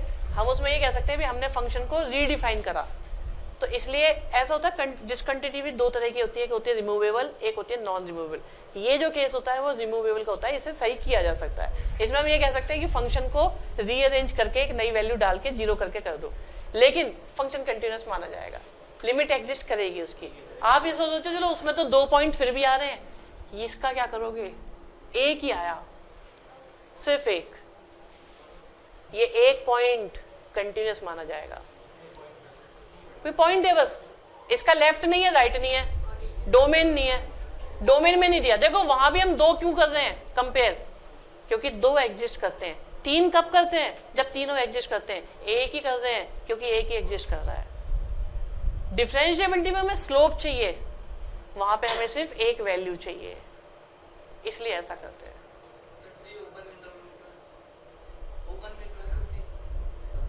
जब डिफरेंशिएबिलिटी आपने ओपन में चेक करी तो पॉइंट भी तो फिर आप ओपन का, जब आपने ए वहां चेक ही नहीं करा तो फिर ए को कैसे लेते? ए एंड पॉइंट नहीं हो सकता था, ठीक है।